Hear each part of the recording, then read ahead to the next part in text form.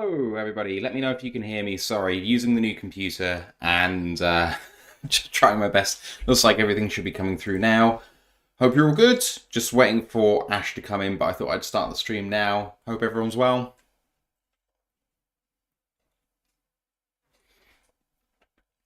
Got a lot to cover for you today. News as always, of which there is a couple of bits today. Obviously, OTAs begin this week. And then we've got schedule reactions. So general reaction, and then we're just going through the schedule, including preseason, looking at the first 8 games this week. And then we're going to do the final 9 next week. So there we go. Geordie Mansion in the building, saying what's up, 17-0, lock it in. I hope so, man. I really do. Let's see what happens. I'm not going to count my chickens before they hatch.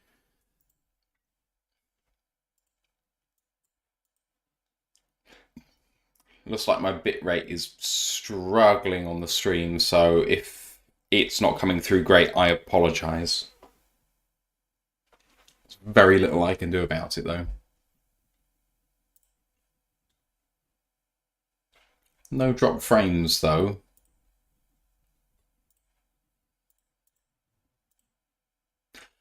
Streamlabs is working particularly slowly today, which is not ideal. It means it's hard for me to transition or do anything. Ash is coming in now. All right. I'm getting the party started. There he is. How you doing, man?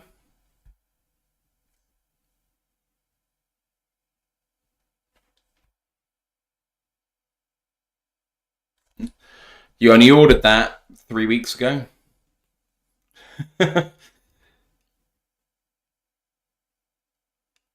What? Yeah. Oh, for goodness sake. Are you sending it back?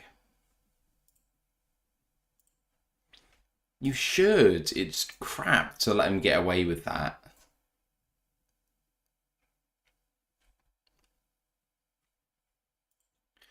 Oh, I guess not, but it sucks. Ken just said that you're muted, which is very frustrating because I fixed this. So give me a second. So I'm on my new computer. Sorry, everybody. Streamlabs is being awful today. Everything is working fine. Every program has worked lightning quickly with the new computer. But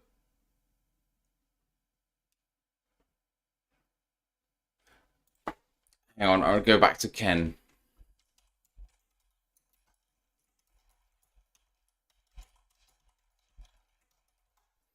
Right, give me a second, I'll fix this. If I can actually access the bloody settings of this thing. I don't know why it's so slow. It never was slow on my old computer.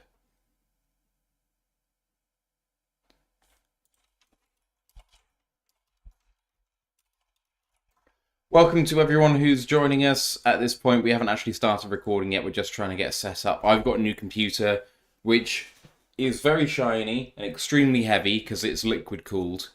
And Streamlabs just doesn't want to work at all.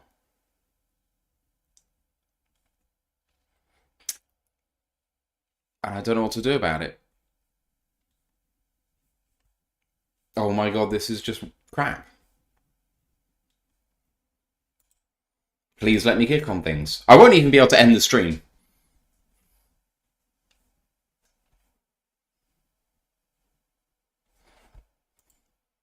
Annoying. Come on.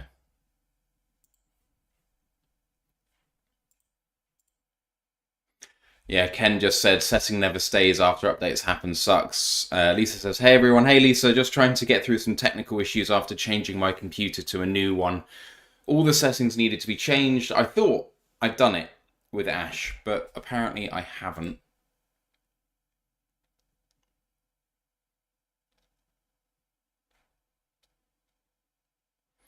I wonder... No, I don't think that's going to work. Brent DeWitt in with a super chat saying, Week 5 bye sucks. Battle in San Francisco for the number 1 seed. Laughing face emoji.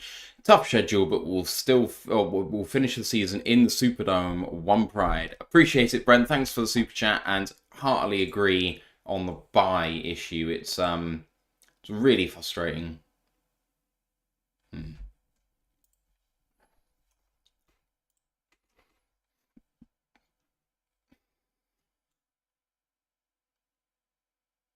Wow, this is just undoable.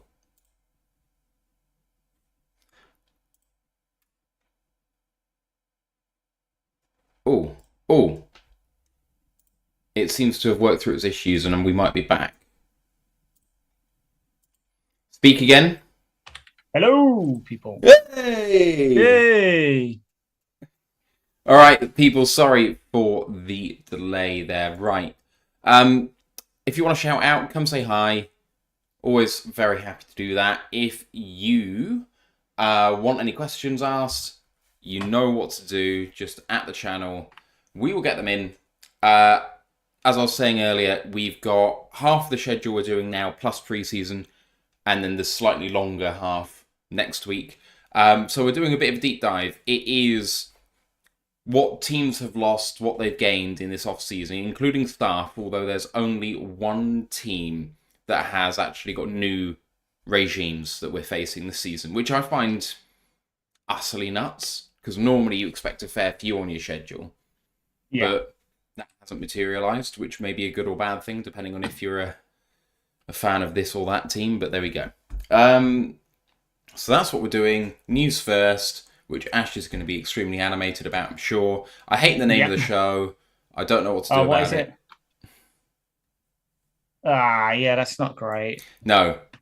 It was just meant to be something to do with Matt, but I don't know. Anyone got any suggestions for a name for the show before we start?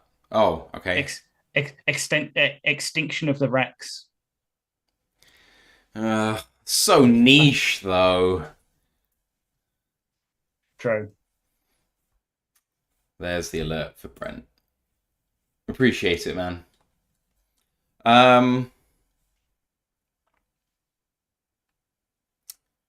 Ooh. Oh, I'm really struggling for anything good. Yeah, because there's nothing good with like schedule or anything you can make a pun with. Like,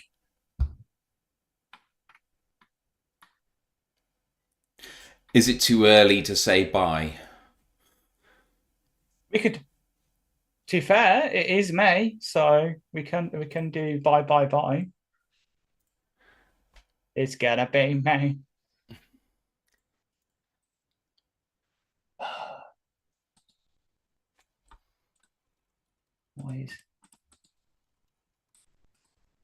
I'm just gonna call it. It's too damn early. It's too early for a damn bye week. Yeah. There we go. Jay-Z says, my biggest takeaway from schedule week, every single game is winnable. Raise the bar to 13-4. Anything less than a step back, and 17-0 is completely possible. You sound like me last year when I said we'd go 14-3. I mean, if we win the division going 12-5, is it a step back?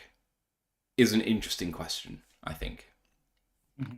But anyway, I think we could ignore the Goff contract thing since it's just us two, and we talked about it last week.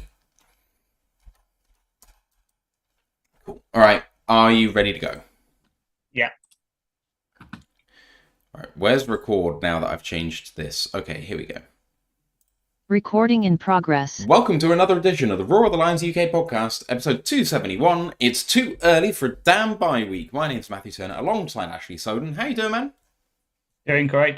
Just run back from work to come discuss this all. Hence why I'm looking a bit dishevelled and sweaty, which is sad considering I've got my lovely new Kirby Joseph that I promised everyone in the show. But of course, fanatics being fanatics, not only did I like leaking the uniforms, they like also making the sleeve colours not match the numbers on the front. So I look stupid, but I've checked the returns policy, and because I'm wearing it, because it's not accepting my order number, I can't return it. So fuck fanatics. That's rough. Yeah, it's not the first time Fanatics or NFL Shop have screwed up an order. It won't be the last. Yeah. There we go. You don't look as stupid as you think you look. Let's move swiftly on.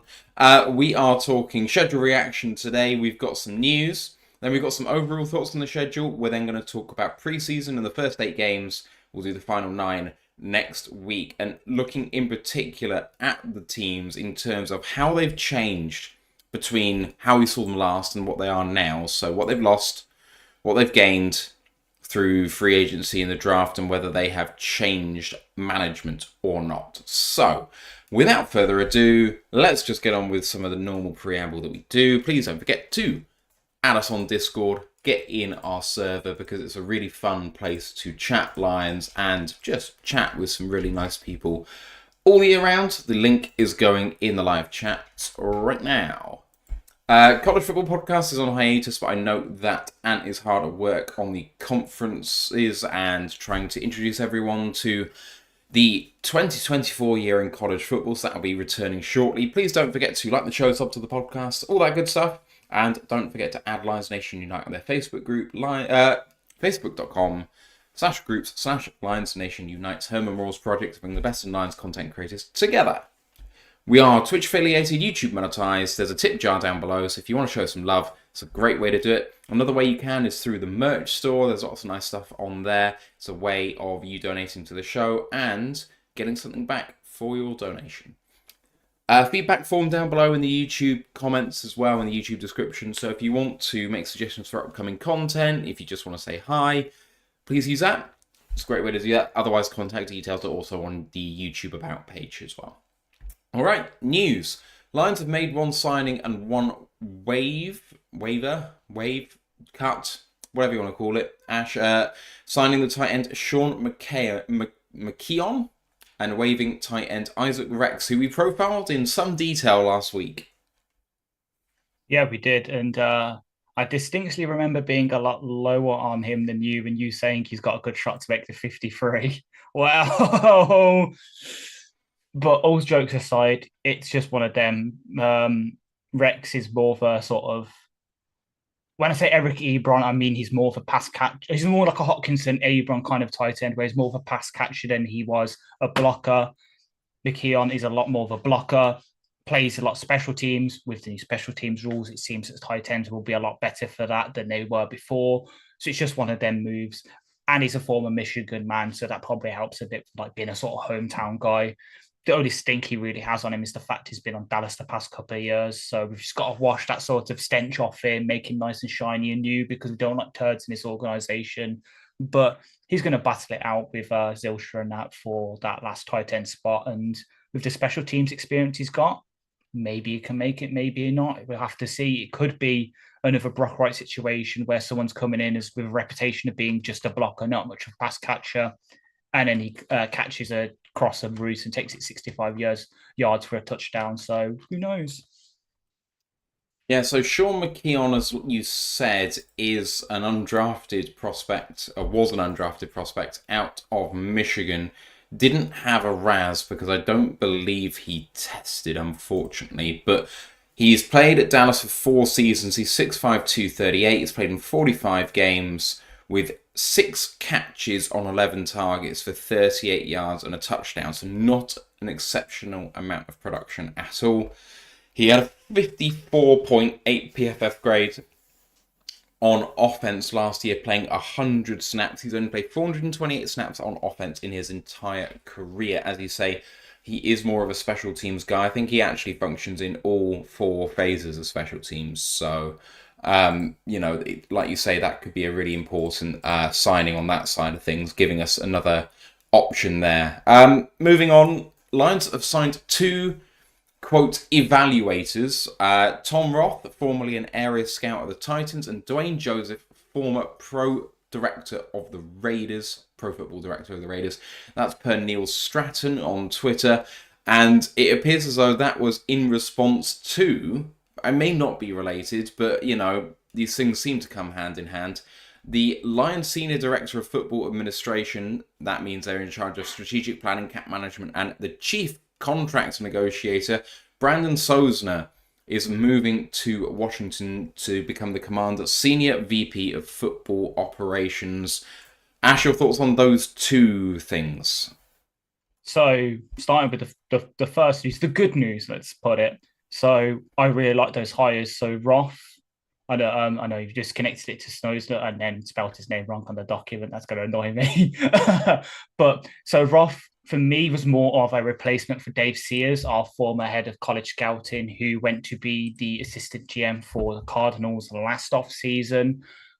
Part of the reason why when we cut Bobby Price and Starlin Thomas V at the end of last camp, they signed him. There's a bit of connections there, and then the Joseph hire, who is very interesting because he's supposedly one of the candidates we interviewed for our GM role before we hired Brad Holmes. He was in that same hiring class. He is probably coming in to replace Lance Newmark, who everyone might remember for being the guy who was really excited by the drafting of Kirby Joseph. But he went to Washington to be their assistant GM again. The promotion for him. Both really good hires, come with high reputations and stuff. Titans, yeah, they might not have seen the best overall scouts. They've made some major draft misses over the past years. Not too least with Malik Willis, maybe. But obviously that tackle they took in 2017 in the first round, who played 2 games, then quit to be a rap star, then had a really bad rap career and quit that as well. But by the by, everyone makes misses. And then Joseph, as I say, really damn good kind of regarded guy in the league. So it's good to sort of have those roles refreshed after we lost those guys.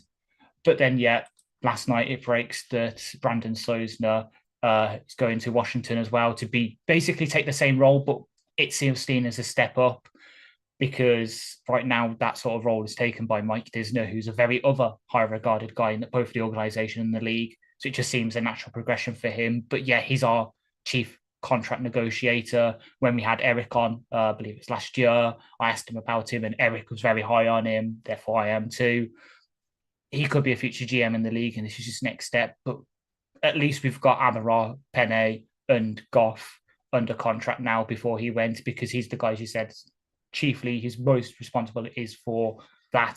And supposedly he's the guy, at least according to Eric and Jeremy, when they discussed our free agent moves, he's the guy that came up with all like these weird cap maneuvers that we're doing. So, for example, the rule that we've used for Davenport's contract this off season, he's the one that knew about that and managed to structure it in a way that we could use that rule to actually cost us less on the cap than it is in reality, kind of like with the Will Harris move last year, using that contract rule.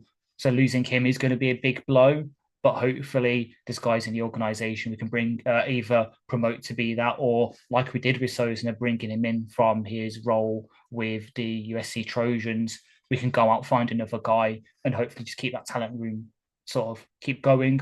But we knew it was coming. We've seen it with the Raiders, with the 49ers, really good organizations lose their guys, and we're starting to get that respect now. And so we're going to start losing all these guys who are primed to bigger and better things, but maybe have it roadblocked here. They're going to go elsewhere, make those promotions, and eventually become GMs, head coaches themselves.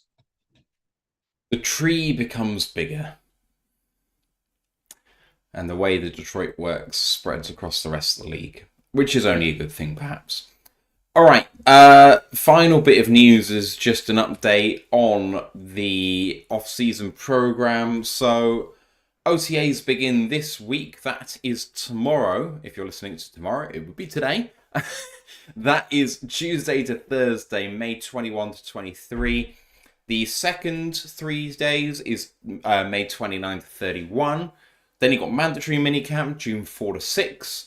And finish off with another set of OTAs, June 10 to 12. So you'll see plenty of reports from the media that are going to be in attendance for OTAs from hopefully tomorrow, which is going to be exciting to see what they think, especially of our draft picks, but also some of the free agents that have come in, if they are in attendance. And given, especially for the free agents that are acclimatizing, you would hope that they would be attending these sorts of things. I'm thinking particularly someone like Marcus Davenport or Carlton Davis.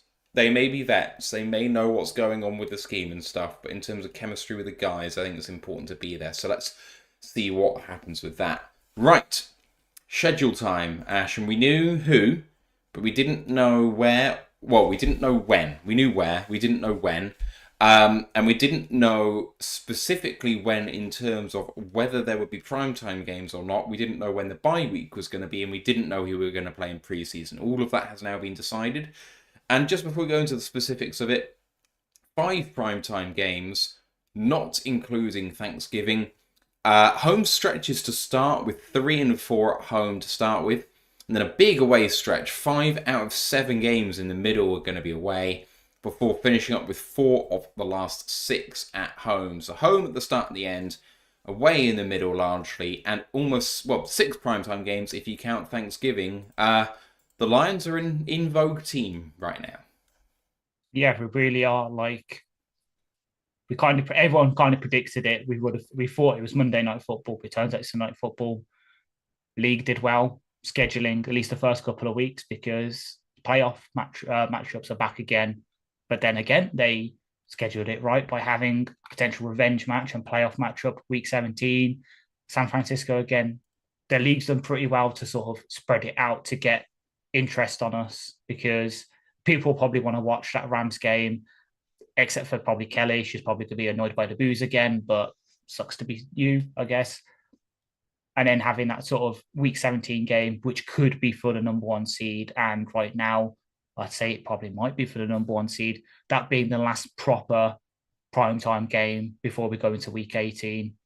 The league knows how to schedule these things quite correctly. The only thing I have against the league with their scheduling of primetime games is why the hell are you putting the Jets on so many to open the season? We all know Rodgers is not going to last that long anyway. So unless you want to televise the crashing and burning of the Jets, why? But hey ho. But yeah, overall, the big issue, and it's the big issue is the buy. Why are we going back to the early buys? Someone did data figures since 2007. We've had the earliest average buy of any team in the league. That's not right. And I'll give you one guess to which one's had the latest on average. I actually didn't see this, so I don't know. But if you told me it was Green Bay, I wouldn't be surprised. Green Bay. Green Bay on average has had the latest buy of any team in the league. The disparity is not necessary. Yeah, exactly. The disparity is not necessary. We've seen it with our football. Injuries start piling up with the amount of games you're playing. And while it might be nice to have us kind of reset between arguably 2 of our hardest games in terms of atmosphere and reputation with Seattle and Dallas, would have been nice to have it later. But what is whatever. I like the opening stretch for us at home. I think those are winnable games. I like the closing stretch. It's just that middle where the away stuff, especially with some of the distances we're having to go at Houston, which is going to be a pretty good game. Dallas as well. That's a long flight, but we'll make do. We always do. Dan Camp, we'll rise above it as we always do.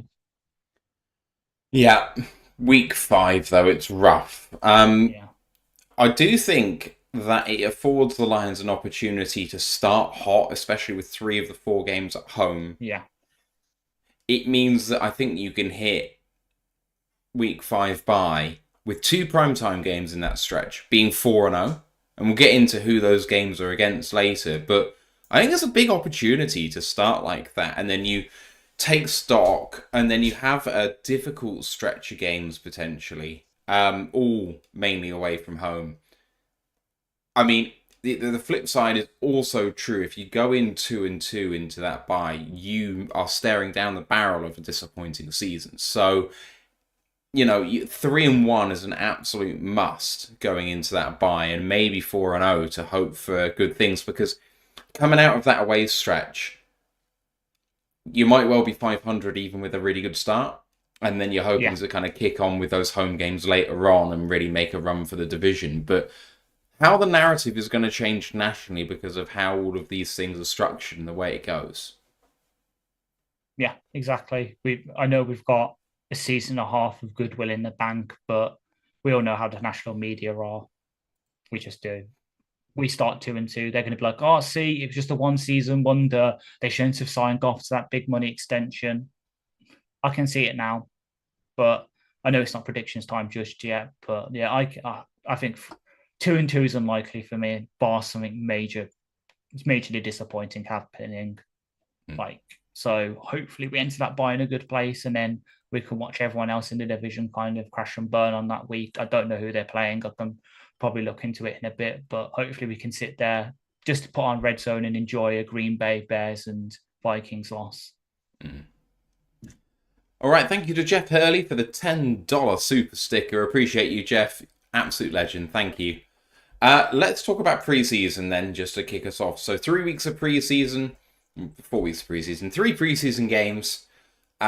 We are starting at the Giants, and then we're going at KC, and then versus Pittsburgh. I think it has been confirmed already. No, I think it's speculated, that we're going to hold joint workouts with the Giants in a reversal of what we did last year, where the Giants came to us.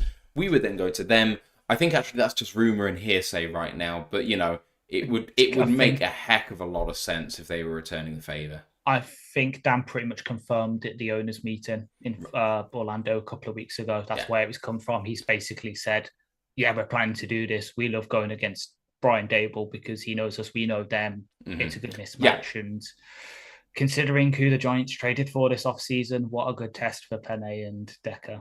Absolutely. I mean, I'm just going to come on to that as a constant theme. So the Giants is August 11.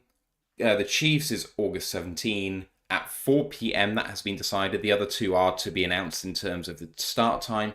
And the Steelers versus the Steelers is August 25. What do you think overall of the preseason slate? Because for me, I think there's a consistent theme kind of running through all 3 teams. Yeah, same. Well, kind of same. Like Giants, as alluded to, just traded for Brian Burns. That's going to be a good sort of test for the tackles. Though we all know the way that we like to play preseason, the starters are going to get the reps in the sort of training beforehand, where the coaches can manage it, and then the games themselves are going to be more like the guys fighting out for the roster spots, the second stringers, and that. So we probably won't see Goff in any of those games. We probably won't see Laporta, Hutch, maybe Aleem, maybe Penne. It's not going to be the stars, but then we need to test our depth. We need to see what Antoine Green can do in AZX in our scheme. Same with Donovan Peoples-Jones. We need to see what this secondary can do, which perhaps playing this team is not the best because Daniel Jones, whoever the KC backup QB is, and then Russell Wilson, Justin Fields, aren't going to be the staunchest test for that secondary, in my opinion. And actually, to be fair, with their receiving cores as well, not the best in the league. Like, yeah, the Giants have a couple of decentish weapons, but they're more slot guys. KC, yeah, they've got Kelsey, but that's about it now. Like on the outside, nothing really scares me. And then with Pittsburgh, yeah, they've got George Pickens, but it's kind of but they're all good defenses. They'll be good tests for our offense, especially this young piece of having to test. And that it'd been interesting to see Manu go up against Kayvon, let's say, because who will win?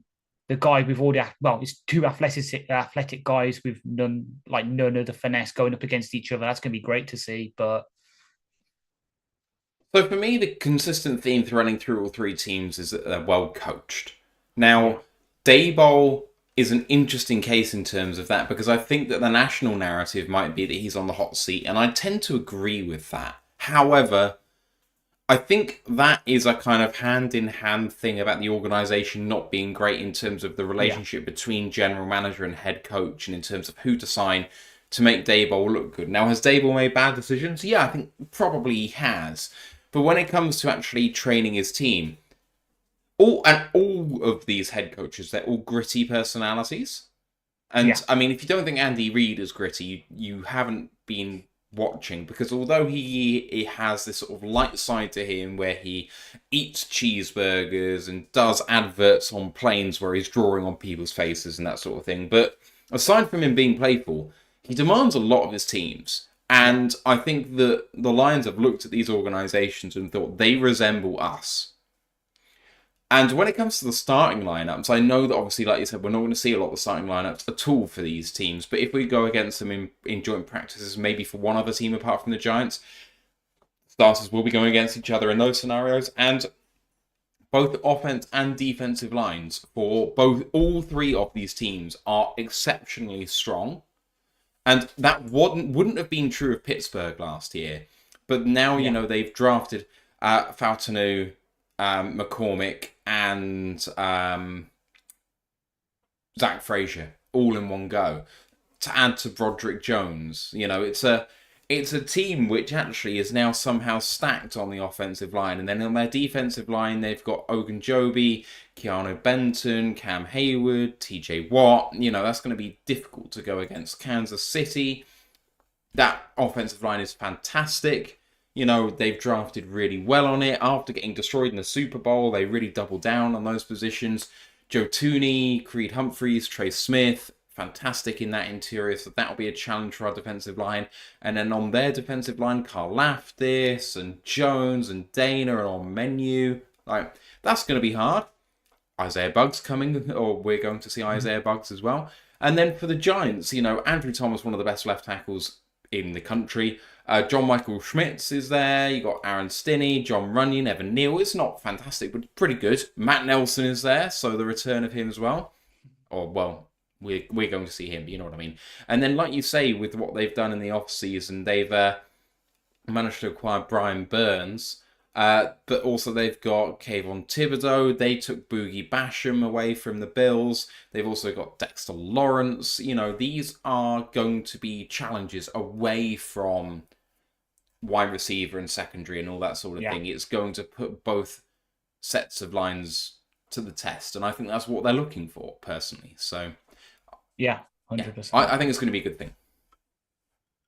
Yeah, I completely agree. And like, how better to practice? Well, and all three QBs, I guess, also decent runners. Like, not the best, maybe, but Jones can scramble, Mahomes can definitely scramble, and then Wilson and Field. Well, Wilson can maybe scramble not as much as he used to, but he still kind of. And then Justin Fields, all he can do is scramble. So, be a good test for our defensive line as well to maybe finally work out how to at least minimize the impact of rushing QBs, because the amount of times we've got burnt that way, it's painful. Let's at least try and work out some way of stopping them.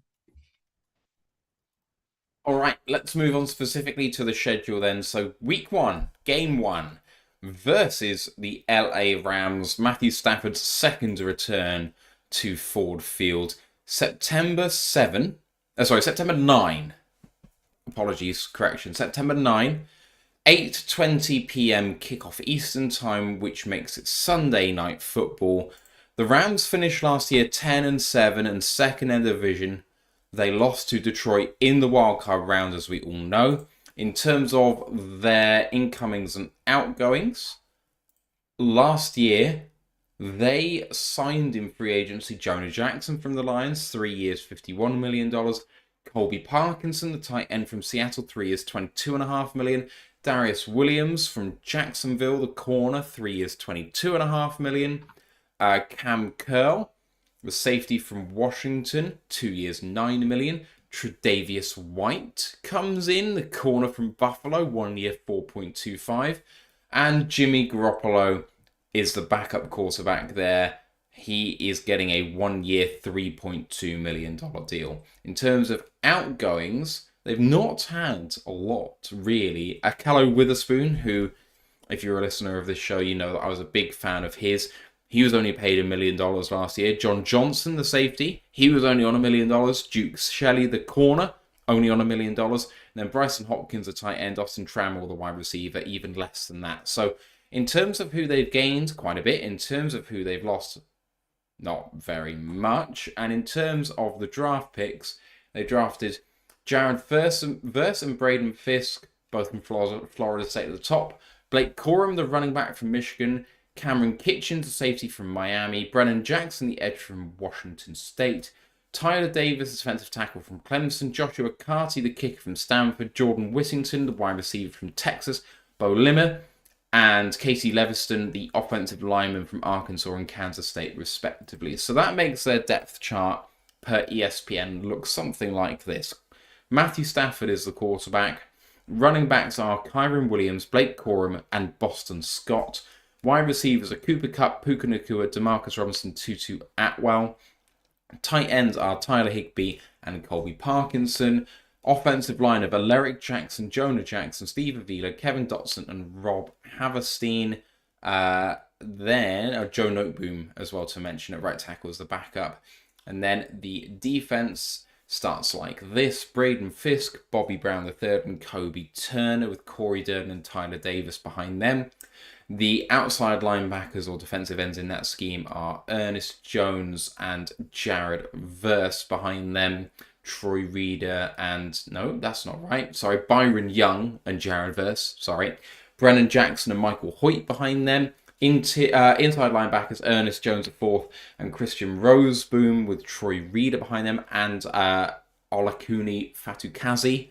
And then the back four, Tre'Davious White and Darius Williams, Cameron Curl and Quentin Lake with Kobe Durant and Cameron Kitchens backing them up as well. Kickers Joshua Carty, the new draftee.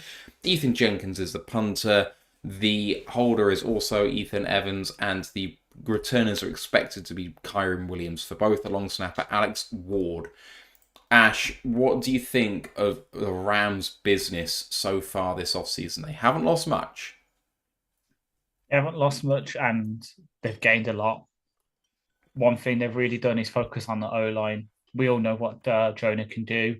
They re-signed Kevin Dotson, who obviously they traded for last season from Pittsburgh, moved him inside from right tackle to right guard, and he's took off. Drafting Katie Leveson, Bo Limmer late on. They're good depth pieces for that interior O-line. To Leveson obviously played left tackle for TCU, but now he's got... No, KC, not TCU, KSU. Bad, Ashley. I know they're purple and play Big 10, 12, but you can't do that.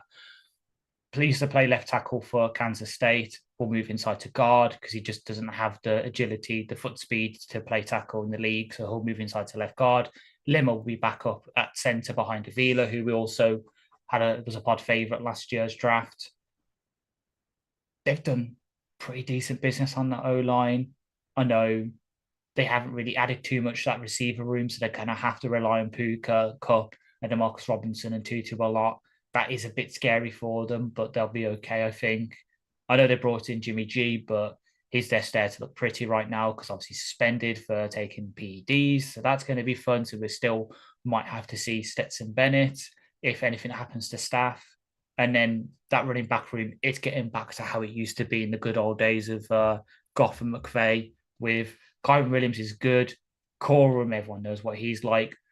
Zach Evans, the guy they drafted out of Ole Miss last year, he's pretty good as well. And then Boston Scott, good in the playoffs, good receiving back. And then they've got Ronnie Rivers, who's a bit of everything. Don't need to say too much about the first couple of draft picks on the defense.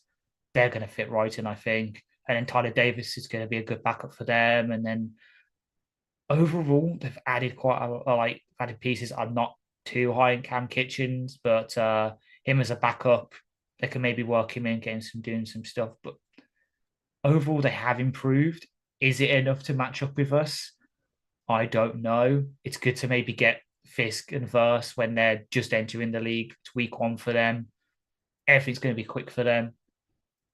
I really, as much as I love Fisk, target him in the run game. Run at him because he's like a bull in a china shop. He's got all the athleticism, but sometimes he just overshoots. So run right at him. Verse, kind of the same. Damn good pass rusher. Needs to work on his tackling form. So if we're going outside with Gibbs and Monty, run at his side, and we should be okay. But overall, they're starting. If you just look at their starters, they're all pretty much vets except for Verse and Fisk. So they won't be pushovers. They really won't push it. We saw it last year in the wild card. It took a lot for us to beat them, but we've added to that secondary, and that was our big weakness. Pook had like nearly 200 yards on us. That probably won't be happening.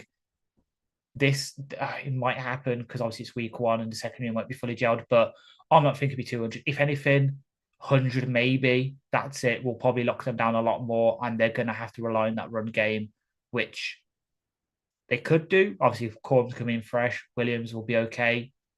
it really will be a battle of the lines again. Can our offensive line stop their run game and can it get to Staff? And then can our offensive line stop Fisk versus Turner and Young get into Goff and disrupting his passing rhythm? If we can win the trenches, we'll probably win this game again and we start 1-0, hopefully. Yeah, I just think, like, in terms of who they've lost, Witherspoon is the biggest one, and it's not a massive loss. John Johnson, it's not a massive loss. In terms of who they've brought in, I mean, Jonah Jackson, we all know. I think that's a really good pickup. Colby Parkinson is a really good tight end too. Darius Williams is fine as a cornerback to start, but I don't think he's great. But if you have a look at their starting lineup and the fact that they picked up Tre'Davious White on a discount because he's coming off his injury now, if he can stay healthy is a massive question. But they've upgraded their corners. And then in terms of who they've drafted, Verse and Fisk and Coram, just leave it there. But maybe, okay, Brennan Jackson too. But that's a massive upgrade. So the Rams are far better this season compared to where they have been. And all the investment on that offensive line, I mean, Kevin Dotson getting that big deal, Steve Avila pushing out to centre, Jonah Jackson. The interior is absolutely loaded on their offensive line. Who looks like this team right now that we're playing in the preseason? Well, looks a bit like Pittsburgh, actually, in terms of how their offensive line is shaped up, and we're going to be playing them just a couple of weeks before the Rams. So, quite interesting, actually. I don't know how it's going to go, but it's clear to me that the Rams are far better than the team we just squeaked out a win against in a similar fixture just a few months ago. So, close game coming up. Week 2, we are going up against the Tampa Bay Buccaneers. This one is also at home. It's a 1 o'clock kickoff on September 15. Tampa Bay finished 9-8, which was first in the NFC South. They lost to Detroit in the divisional round, so back-to-back games for the Lions to start the season against teams that Detroit beat in the wildcard round. Very, very interesting. Tampa Bay, their off-season's gone something like this in terms of signings that they've made. They've signed Jordan Whitehead, the safety from the Jets, 2 years, $9 million, and Ben Bredesen, the guard from the Giants, 1 year, $3 million. They've also signed a couple of peripheral players, not really worth mentioning here. In terms of players they've lost, people still on the market are Russell Gage, the wide receiver, Matt Filer, the guard, Ryan Neal, the safety, David Wells, the tight end, and Richard LeCount, the safety. So not a huge amount to write home about, apart from Russell Gage, who was on a $10 million deal before being let go. In terms of their draft, they drafted Graham Barton, the interior offensive lineman from Duke, Chris Braswell, the edge outside linebacker from Alabama, Tyke Smith, the safety from Georgia, Jalen McMillan, the wide receiver from Washington, Bucky Irving, the running back from Oregon, Elijah Klein, the guard from Texas El Paso, and Devin Culp, the tight end from Washington. And that means the depth chart looks something like this. Quarterback Baker Mayfield, backed up by Kyle Trask and John Wolford. Running backs Rashad White, Bucky Irving, Chase Edmonds, Sean Tucker. So they're 4 deep there. Wide receiver Mike Evans, Chris Godwin, Trey Palmer, Jalen McMillan, Devin Tompkins. Tight end Cade Otten, Co Kieft and Payne Durham.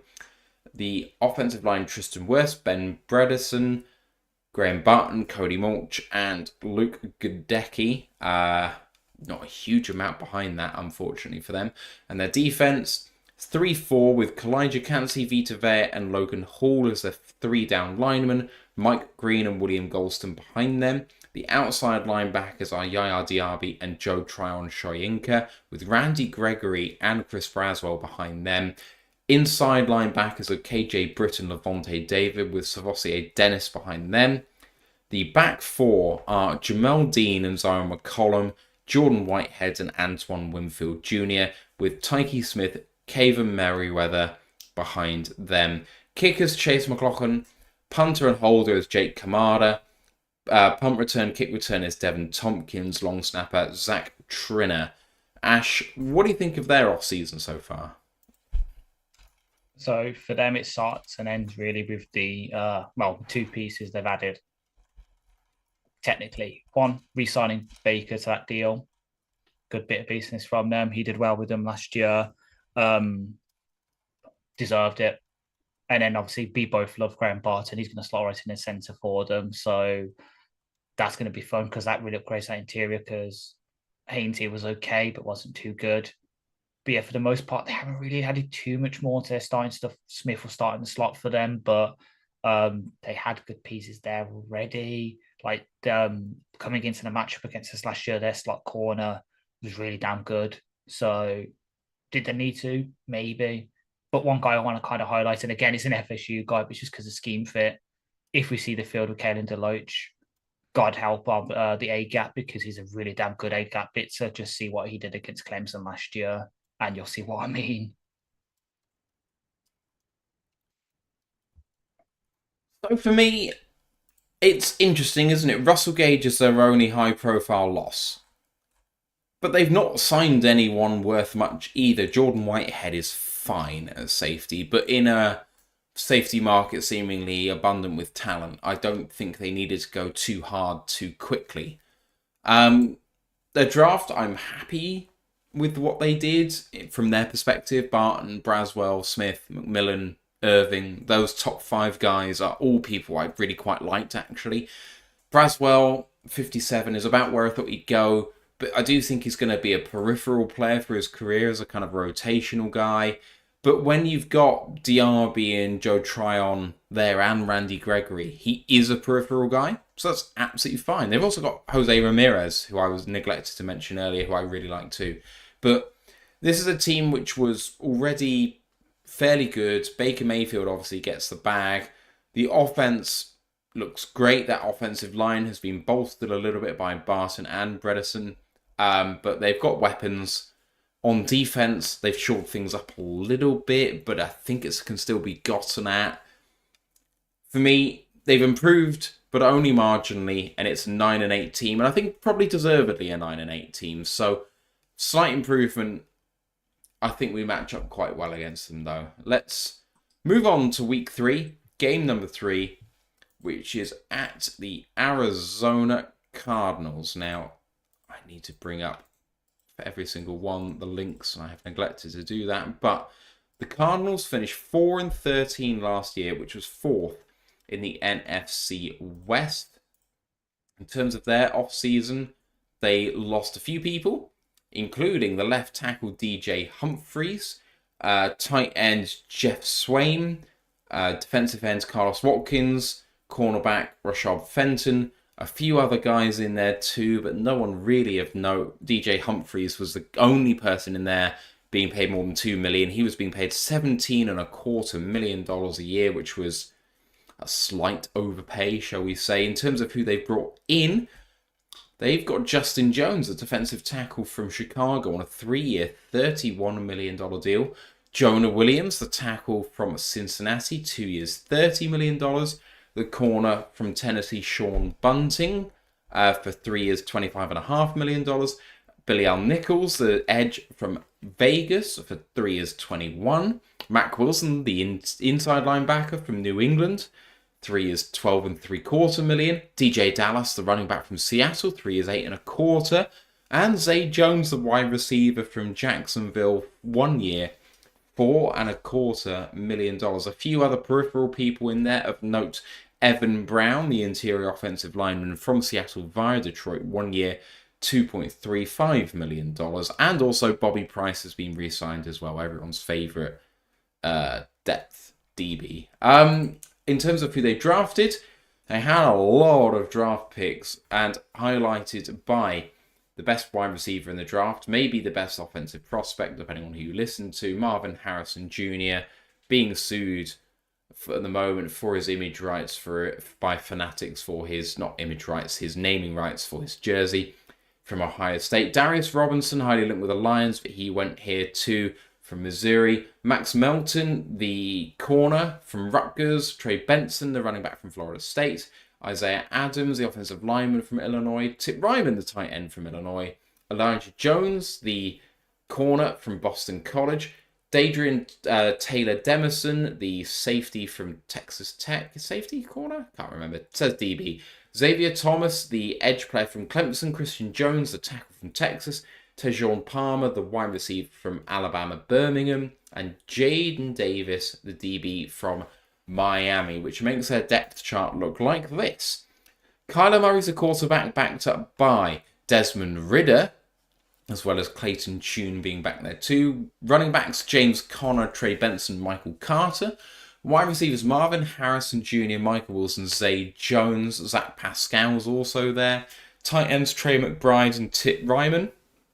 Offensive line of Paris Johnson, Isaiah Adams, Jalt Froholt, I can't say that name, but I'll do my best. Will Hernandez and Jonah Williams, backed up by Evan Brown, Kelvin Beachum, Elijah Wilkinson, few names in there. Christian Jones, the draftee as well. Defense is a 4-3. The 4 down lineman is Zaven Collins, apparently, is an edge. I don't believe that that's true. He's... The way I have it, it's a 3-4. Okay. What on it? Okay. I'll read this and then you can tell me where it's wrong if you believe it's wrong. Zaven Collins as an edge doesn't really make sense to me. He's an interior guy who I guess can blitz, so maybe that's why. I know they tried converting him a little bit, but anyway. Billy Al Nichols, Justin Jones, and BJ Ojolari with Darius Robinson backing them up. Kyrus Tonga as well. Cameron Thomas, few names in there. The linebackers, Mac Wilson Sr., Kaiser White, and Dennis Gardeck. Owen Papo's in there as well. Chris Barnes, Tyreek Smith, Trevor Nowaski. We know that name well. And then the back 4, Sean Murphy, Bunting, and Garrett Williams at corner. Elijah Jones and Max Melton backing them up. And Starling Thomas the 5th. And then the safety is Jalen Thomas. And Buda Baker, backed up by Dadrian Taylor Demison, the draftee. The kicker is Matt Prater, of course. The punter and holder is Blake Gillikin. Returner is expected to be DJ Dallas. Long snapper Aaron Brewer. Any consternation about what we just said there with the scheme? Yeah, so it's a weird one because I can see them moving to a 4-3 because that's what Gannon knows well from his time in Philadelphia. But given their personnel right now, it is a 3-4 in my mind with Darius Robinson and Justin Jones bookending Bilal Nichols at nose tackle. Then Collins and BJ Olari as outside linebackers. Ojolari definitely needs to be an outside linebacker because I think he's like 260. He's not really big enough to play with his hand in the dirt. With Barnes and Kaiser White in the middle, with Godek backing Godek and probably Lucetta backing up the edges, and then Papo and Mac Wilson in the middle. Novaski's there as well. Cardinals are an interesting one for me. Cardinals are an interesting one. I completely agree. In terms of whether they've improved, there's no doubt for me that they have. I mean, just having a look at all of those names in terms of Justin Jones, Jonah Williams, Sean Murphy Bunting, Billy Al Nichols, Matt Wilson, DJ Dallas, Zay Jones. I mean, this was a 4-13 team, let's not forget. But that's a heck of a lot of talent, and talent I respect. I mean, Billy Al Nichols, Sean Murphy Bunting, I really like. Justin Jones was fine. And he's been paid like he's better than that. But let's see. DJ Dallas, I thought, was a very good backup running back, actually, in Seattle for a long time. Zay Jones, I had really high hopes for in Jacksonville. It didn't work. But he got a big payday off really good work in Vegas before that. And then in terms of their draft, I mean, Marvin Harrison is going to be fantastic. They've got 2 backup cornerbacks in there in Elijah Jones and Max Melton, who a lot of people were high on. Tip Ryman we both liked. Trey Benson, obviously, you know very well. Darius Robinson really elevates the floor of that team. Suddenly, you have a look at their depth chart, and this is a team that isn't really lacking in too many areas. Yeah, you could maybe poke holes in that interior offensive line just a little bit, but Paris Johnson and Jonah Williams has obviously flamed out a little bit from Cincinnati, but he's still a passable right tackle. He's just not someone that you really want to hitch your wagon to, and they have done that a little bit. But suddenly, after having no weapons whatsoever last year, they've got weapons for Kyler Murray. They're 3 deep at running back. They've got a passable offensive line, including good tackles. And on defense, they filled the gaps that they had, and they probably have some cap to spare next year too. So for me, this is very much an ascending team with a coaching staff into year 2. Basically had a free pass at last year, much better now. Kyler Murray fully healthy. I'm expecting good things from this team, and I mean, I expect them to be people who can threaten the NFC West. I don't think that they're going to win the division by any means by saying that, but what I mean is, would it surprise me if this team beat San Francisco at home? No. Like, they've got enough about them, and the way that Kyler Murray plays, along with the fact that he now has weapons and people defending him on the offensive line, and the defense has got enough about them that they can be frisky. And honestly, I think 4 wins was almost overperforming what that roster was like last year, and suddenly they are much better than that. So, another team which has got better. I actually think that of the 3 teams we've profiled so far, this is by far the biggest rise that a team has had from where they were to where they potentially are right now. Yeah, and that's highlighted by the fact that got QB1 back. Murray's finally back, so they don't have to have a rotating cast there. And it's going to sound weird to say, but do the Cardinals have the best tight end room in the league? Because Trey McBride and Tip Ryman, that's a damn good duo tight end. Think about what you just said. Think about what you just said. I know. We've ours is better. I just love Trey. I loved Tip Ryman coming into this draft, and then I loved Trey McBride a couple of years ago. So I'm very jealous. They should run a lot of two tight end stuff, I think, because they've got a lot of outside talent at receiver. And Marvin Harrison, obviously, Michael Wilson from last year, big outside guy. Zay Jones is good on the outside. Interior, slot. Greg Dortch is okay. Pascal, I know, I think our lads are listing him in the slot, but he's more of an outside guy as well. Like Taylor said, Benson, draft him in fantasy. Connor's good, but Trey Benson's better. Benson's better. And then Melton, won't be surprised if he's the outside starting corner come when we face them, because Mumphrey Bunting, I know he's probably listed at start outside. He's better in the slot for me. Yeah. The DDT, I know he's been listed behind Buda Baker. Don't be surprised if he takes some slot reps. But Garrett Williams, man, my draft crush from last year, obviously torn ACL. I won't be surprised if when we face him, it's Max Melton and him on the outside going up against our receivers. I'm looking forward to it because we've played the Cardinals. I remember the good old days where we played the Cardinals every year before we turned to the Seahawks. We also had some cracking matches against them. I remember the Kenny Golladay breakout game against them. We need another one of those where a young ex-receiver breaks out against them. I think that'd be fun to watch. All right, last game before the bye coming up here, week 4, game 4. You all right? Yeah, we hate this team. Versus the Seattle Seahawks, September 30, 8:15 kickoff Eastern time, which is Monday Night Football. The Seahawks ended 9-8, which was 3rd in the NFC West, and they just missed out on a playoff berth despite winning on the final day. They could have made it, but results did not fall their way. In terms of who they've gained and lost in this offseason, a lot of it was about paying their own guys, with Leonard Williams and Noah Fant getting reasonable deals to come out. Leonard Williams, got the bag, frankly, 3 years, $64.5 million. In terms of who they've brought in from outside, Rayshawn Jenkins, the safety from Jacksonville, 2 years, 12. George Fant, the right tackle from Houston, 2 years, 9.1. Jerome Baker, outside linebacker from Miami, 1 year, 7. Tyrell Dodson, the linebacker from Buffalo, 1 year, 4.26. Pharaoh Brown, the tight end from the Patriots, 1 year, 3.2. Other peripheral players came in, including Laken Tomlinson from the Jets, the guard, 1 year, $1.2 million. In terms of who is still on the market, our entire starting safety room with Jamal Adams and Quandre Diggs, as well as Brian Moen, Phil Haynes, and former Lion Nick Bellore, the fullback, linebacker.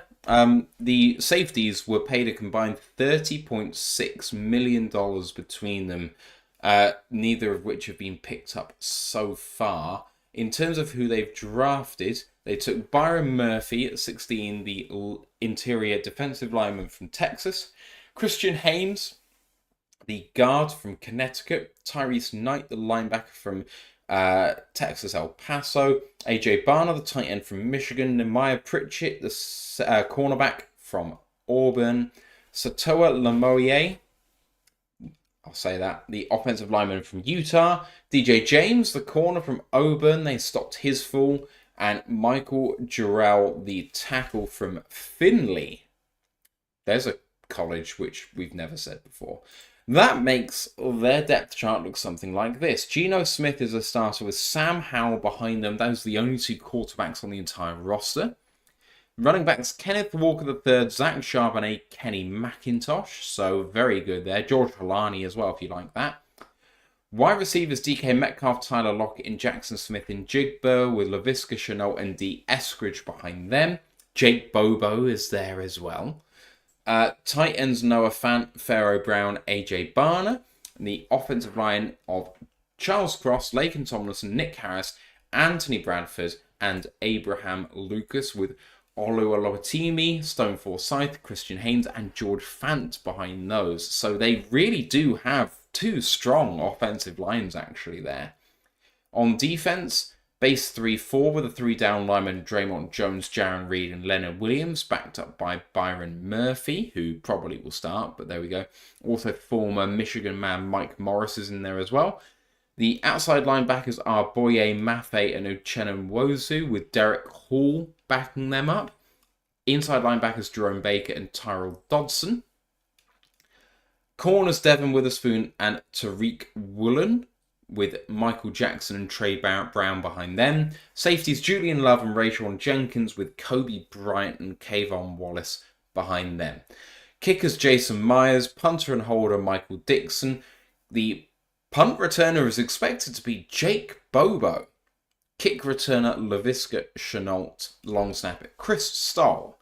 Ash, what do you make of their business and their team now? It's actually kind of similar to me to what we said earlier about Arizona and Tampa to an extent, where I know obviously we said they've lost both their starting safeties and that, but it's quite a lot of, they haven't lost too much in my opinion, but they also haven't gained too much. Like, it's a lot of just equalizing losses in a way. But for me, the thing that stands out is obviously their draft with getting Christian Haynes, who's going to plug into that interior offensive line where they were weak. Same with Laken Tomlinson. He's not the best guard, but he'll be passable for them, a lot better than whatever they had last season. And then obviously they've got Olu coming up at centre now, former best centre, well, best lineman in the nation winner. So hopefully he'll be a good anchor for them in the middle. But if not, they can fall back on Nick Harris, who at least has started in the league. You know what you're getting out of him, kind of thing, while you're waiting for more to develop. But that draft is good with Haynes. Byron Murphy, I know we personally had him as DT2. Some people as DT1. I won't be surprised if he's starting opposite Leonard Williams pretty soon into the season. George Holani, I know he's a UDFA, but I expect him to probably make it as their RB3 because, fun fact, the OC in Seattle now, Ryan Grubb, was at Fresno State probably and was the run game coordinator when Holani was being recruited and was around for his first couple of years there before he went to Washington to be the QB coach there. So probably a lot of respect and understanding between them two. Expect him to make the roster, and he's a damn good running back for Fresno State. It's a lot of, they needed rookies because they had a lot of aging talent with Adams and Diggs, for example. Leonard Williams isn't exactly too young. They needed to get some youth in there, and they did that via the draft and via UDFA. They're not the best team in the world. There's still some holes there you can poke in there. Obviously, I know I just said that Olu's good, but his first time probably starting. Tomlinson's kind of weak.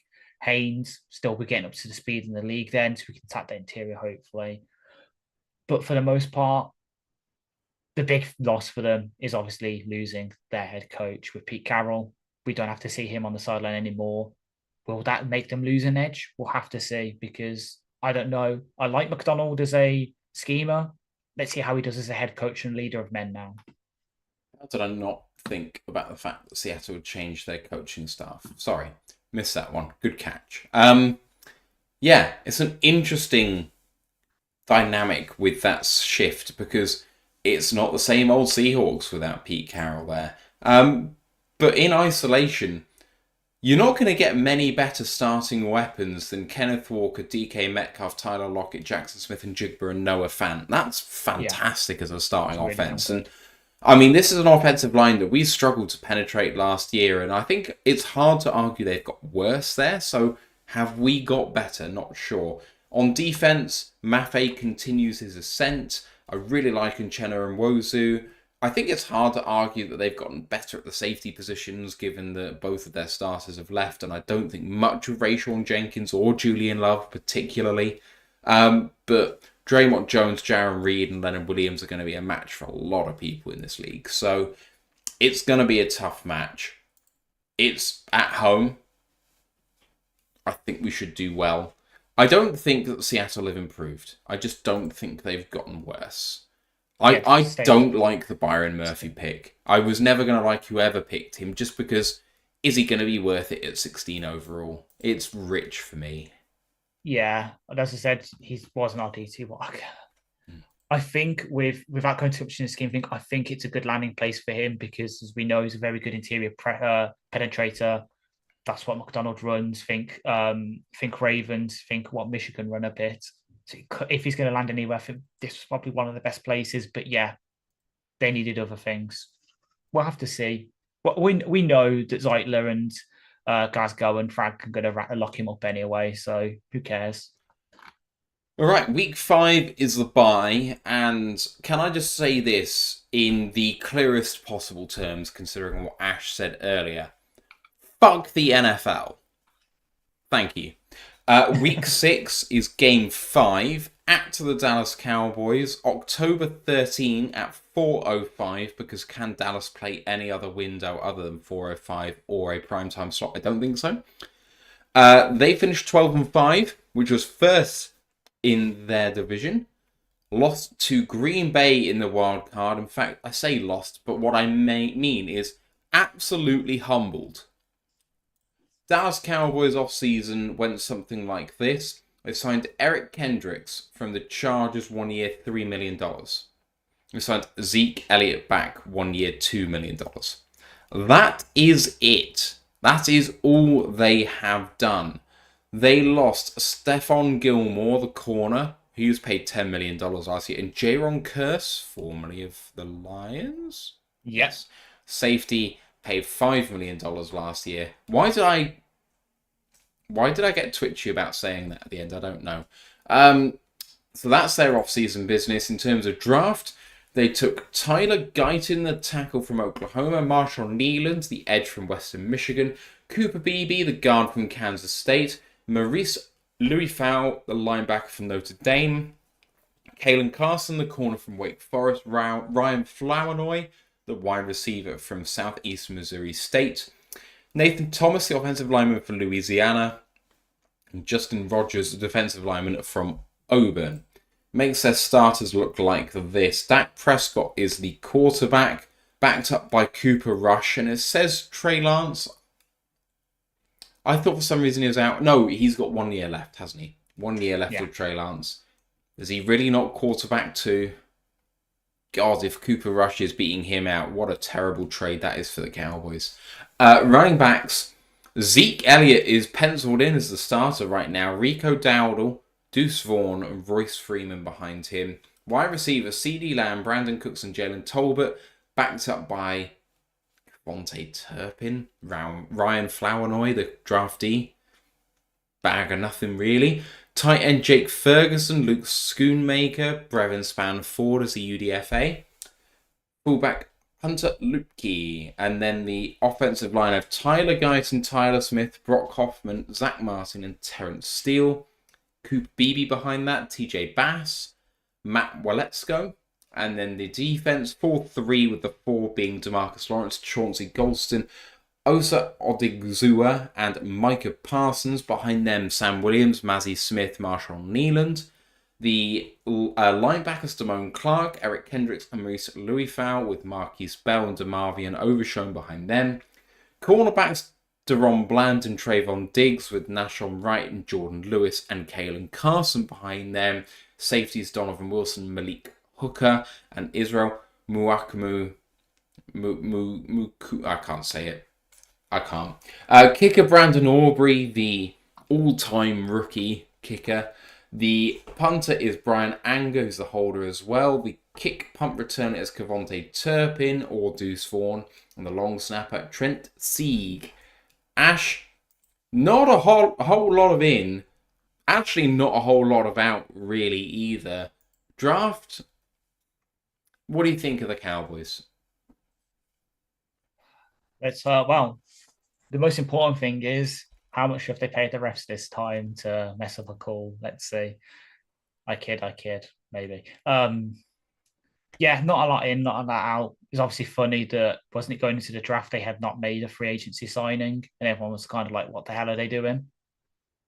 But you can kind of see why. One of the things with Dallas is, and it's been true for a while, they are pretty much always got talent on their team. So maybe they don't really have to go out and search for much. And maybe the draft shows why, because as much as I hate Tyler Guyton, Dallas is probably one of the best places he could go to other than us and maybe Philadelphia, because Dallas just know how to develop offensive linemen. I'm kind of glad we're getting them earlier in the season where he still has things to be coached out of him before later in the season when he's probably got it all sorted and he's flying. So it's good to go up against him now. BB, I know at least our lads has him listed as the backup centre. But maybe by then Martin might have got injured, because as good as Martin is, he does get injured a lot. He could slide in as right guard if they need. Don't really have much behind the receivers now. But then they've reloaded on that defense. Marshall Leland behind Michael Parsons. Damn, that's a good IG3. Getting some more linebackers in, because we all saw last year they were basically playing safeties there. So they weren't good against the run. So getting a couple of guys in there is going to help. Kalen Carson, well, good secondary pick for them, because Diggs, master of giving up big plays while getting interceptions. Carson be a nice stabilizing force from there, especially since now both they're starting outside corners with Diggs and Bland are interception machines but give up big receptions. So probably see a lot of him. It's just a lot of reloading with youth and then bringing back Zeke, because why the hell not? Do I fear them? Not as much as I did last year, and seeing how close we played them then. Now we've got our secondary sorted, hopefully by then. We won't have to be relying on Kindle Vildor to keep up with CeeDee Lamb, and hopefully Derek Barnes can actually tackle Dak Prescott. I think things are going to go a lot better this time. I mean, for me, they've gotten worse. And I know I just said when I was setting you up, they haven't gained much, they haven't lost much. Stephon Gilmore is a loss, even if they still have Deron Bland and Trayvon Diggs and the other players that you mentioned, including Kalen Carson. But the big issue that this team had was stopping the run, which made Green Bay such a bad matchup for them in the playoffs. What do the Lions do well? But also, never mind the Lions, what's the league starting to pivot to? It used to be a league that really thought that the passing game was a good idea. And while it is still a passing league, the thing that sets the best teams apart from the rest of the pack is the ability to be able to run when they want to. This team has decided that it wants to win the regular season once again, but fall short in the playoffs. Yeah. By stagnating, they have gotten worse. And I'm sorry, but Tyler Guyton is not an improvement on what they have. But he's just not good. I don't understand what people are seeing in this guy that makes him a first rounder. I don't. And God forbid they get a injury anywhere on offense apart from maybe running back. Yeah. A wide receiver goes down, they're buggered. If Jake Ferguson goes down, they're really screwed. You said about Zach Martin and Cooper Beebe coming in. Yeah, okay, but that's a heck of an adjustment for a rookie. Tyler Smith goes down. That's going to be tough. They're not even good at right tackle anyway. Terrence Steele is meh. This is a wolf in sheep's clothing when it comes to the regular season, because they will beat teams and they will humble teams, because Prescott, dare I say it, is a good quarterback. Now, should he be paid? Not like QB1 of the NFL, But if Dallas want to keep him, they're going to have to do that because he's going to demand that. Prescott is the new Kirk Cousins. He just above average quarterback, absolutely maximizing what you can do financially. And I'm here for it because I go into Dallas this season full of confidence that we should win this game. I know I said to you in a Discord that I didn't want to go too much into matchups. We should win this game. This team is not very good. With that said, we go into our third to last game third to last team we're talking about, which is at Minnesota for the first time in this season. It's October 20. It's a 1 p.m. kickoff. Why on earth this would be a 1 p.m. kickoff, I don't know. It's going to be a really good game. They were 7-10 last year and third in the NFC North. Looking at their off-season, they have been active in bringing people in, with Jonathan Grenard coming in, the edge player from Houston, for 4 years, $76 million. Blake Cashman, the linebacker from Houston as well, 3 years, $22.5 million. That Houston team getting people paid. Andrew Van Ginkel, the linebacker from Miami, 2 years, $20. Sam Darnold to come in and be the briefest of bridges, 1 year, $10 million. Aaron Jones comes in potentially the biggest upgrade in league history, running back from Green Bay, 1 year, $7 million. When I say biggest upgrade, what I mean is Alexander Mattison is not going to be the starter. Shaq Griffin, the corner from Carolina, 1 year, $4.5 million. No one else of note, I don't think, really coming in. Jerry Tillery, Brandon Powell, Dan Feeney, Trent Sherfield, whatever. In terms of their losses, Dalton Reisner, guard, $3 million. He was paid last year. Cam Akers, Anthony Barr, Jojuan Williams. Nothing to write home about, particularly in their draft. Well, we know that they went up one spot to take J.J. McCarthy at 10, the quarterback from Michigan. Dallas Turner, the outside linebacker, defensive end from Alabama, they traded up for at 17. Kyrie Jackson, the corner from Oregon. Walter Rouse, the offensive lineman from Oklahoma. Will Ricard, the kicker from Alabama. Michael Juergens, the offensive lineman from Wake Forest.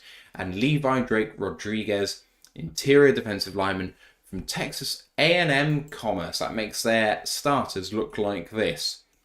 Sam Darnold will be the starter to start the season, I have no doubt. However, I suspect that by the time we play them, J.J. McCarthy will be the starter. Back up to both of them is Nick Mullins and Jaron Hall, if Hall makes it at all. But it's going to be interesting because Mullins has been around a long time in this league for a good reason.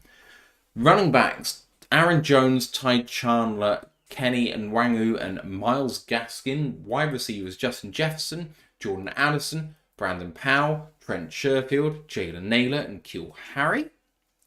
Tight end TJ Hawkinson, Josh Oliver, Robert Tunyon, Johnny Munt. Fullback CJ Ham. Offensive lineman Christian Darrisaw, Blake Brandel, Garrett Bradbury, Ed Ingram, and Brian O'Neill. Backed up by Dan Feeney, David Questenberry, Michael Juergens. And then the defense base 3-4 with Jerry Tillery, Harrison Phillips, and Jonathan Bullard. Jonah Williams, Jacqueline Roy, Levi Drake Rodriguez backing them up. Outside linebackers Jonathan Grenard and Andrew Van Ginkel with Andre Carter II. Dallas Turner and Pat Jones backing them up. And Gabriel Murphy as the UDFA. Inside linebackers Ivan Pace and Blake Cashman with Dallas Gant and Brian Asamoah backing them up. Back four of Caleb Evans and Byron Murphy. Harrison Smith and Cameron Bynum backed up by Josh Metellus, Shaq Griffin and Theo Jackson with Andrew Booth Jr. and Louis Sean as highly drafted absolute rubbish players.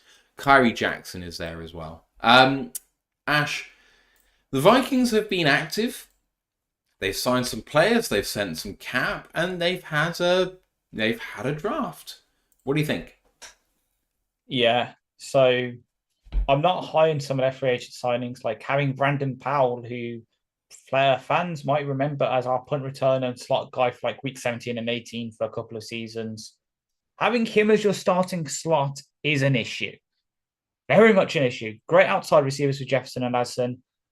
But if no one respects the slot receiver, Means you can double Hock. You can pay more attention to Jefferson and Addison. You can slow down that passing game. Losing Reisner means they get weaker on that interior, which wasn't strong to begin with anyway. Like Badbury, mid-centre, Ingram, mid to bad right guard. O'Neill and Darrell, great tackles, though. Can have some issues with them. You're showing off the shot glass. Yeah, I haven't shown it before, so I was just going to hold it up. I got a Michigan shot glass that says the Wolverine State, and it's just got an outline of the state, and I might do some forfeits from this whenever I need to. Yeah. Sorry to interrupt. It's fine. It's fine. Well, as you can see, I find a purpose for that child's medium hoodie I bought by accident. Obviously, the big addition for the Vikings on offense, well, 2 is going to be Darnold and McCarthy. And I agree, McCarthy's probably going to be the starter when we face them because we're getting them right off the bye. Thanks, NFL. They have a week 6 bye. That's great. Defense, Grenard. I remember that we were discussing free agency. Is he an upgrade on Hunter? Probably not. Paid both the same. Van Ginkel broke my heart when he went to the Vikings, but it makes sense. He's reuniting with Flores. He's going to use him perfectly. Cashman, I think, is underrated as a linebacker. Having him and Pace next to each other, they're going to be good blitzers. Asamoah's a good coverage back, being a former safety. Daz Turner could be the next Daniel Hunter. I think Tools, the athletic edge rusher, didn't put it all together. That was Hunter for them. Could be the same again. But the pick that broke my heart, and Matt can vouch for this because he was right next to me when it happened, them taking Levi Drake Rodriguez, aka Prospect X, when I literally just said to Matt at that point, if I'm Brad Holmes and that, I'm on the phone to him offering him 100K to come in as UDFA, and the Vikings go and pick him. I know he's currently listed as a nose tackle for them.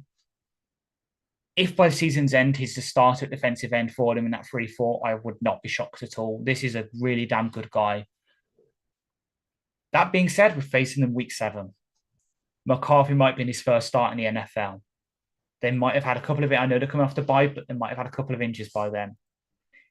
Do they scare me in their home ground? Because I know we're going to Minnesota to play them. Do they scare me? No. Really not. We saw last year, they can throw for all the yards they want, and Aaron Jones is a good running back and all that. But if you can't stop us on offense, what the hell are you going to do? Plain and simple. They've added some pieces at defense, but we've had their number both times now. It will happen again. It's a weird team. It's a weird team because do I like the spending on Jonathan Grenard, Blake Cashman, and Andrew Van Ginkel and Sam Darnold? I actually don't. I don't think... Like, you said, is Grenard an improvement on Hunter, and he's clearly not. But he's a good player. It's a lot of money. $19 million AAV for a guy that I don't think is a set the world on fire edge player. And then Blake Cashman, $7.5 million a year. Fine, but I don't think he's as good as Alex Anzalone on the same money. Andrew Van Ginkel, situational player, comes in and does a really good job at that sort of Sam position. Minnesota are a blitzing team. Sam is going to be an interesting position. I think that he could be a good piece, but it's a lot of money in positions that I don't really think they should have been spending at. Darnold, I actually really liked the signing. I do find it disappointing on his behalf that he's not really going to have a chance to resurrect his career, given that it's just going to go elsewhere. Once McCarthy comes in, he's not really going to have a shot. Maybe he can put enough on tape where he gets another shot somewhere else. Maybe he can be trade bait for someone once he's handed over his starting responsibilities, potentially. Who knows? I love the Aaron Jones signing. $7 million is a lot of money to spend on him, but he's still a fantastic running back. Shaq Griffin's a good corner too. They haven't lost I did go over what they lost. They didn't lose much. Their draft, I mean, I hated the fact they went and managed to get McCarthy without getting absolutely fleeced. But yeah, their draft isn't good. Like, McCarthy, Turner, Jackson, Rijkaard, Jurgens, Rodriguez, Rouse. Turner will be good. It's a namesake, I have to say that. McCarthy, I was obviously really high on. I thought that he was going to be really good. But year one, I'm not exactly high on the prospects. The fact of the matter is, without Kirk Cousins, with no viable slot option, with the interior of the offensive line not being fantastic, and with the defense being a kind of blitz-happy, Tampa Bay-style, happy-go-lucky team, they've spent money that doesn't move the needle for me. This is not a better team. Not this year. Maybe next year.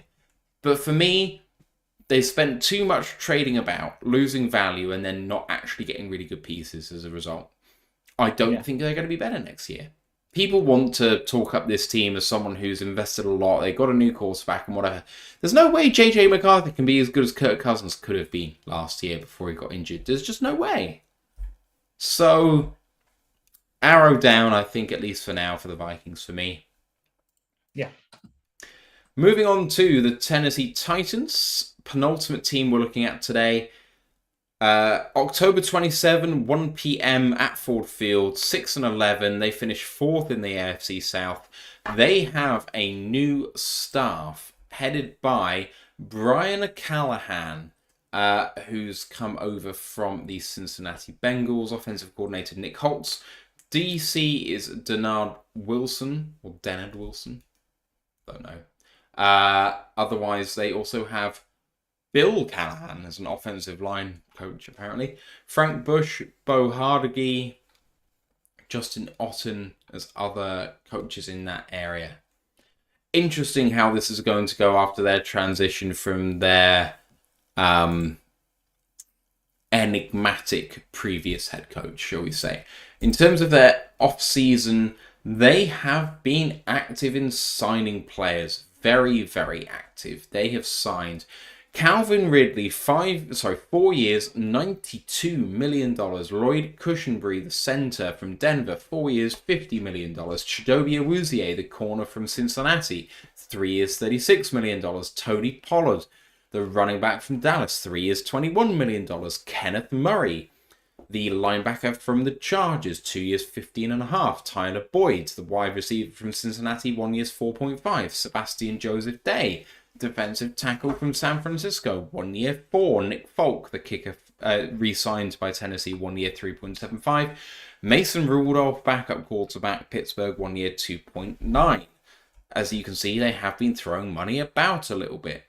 But why could they do that?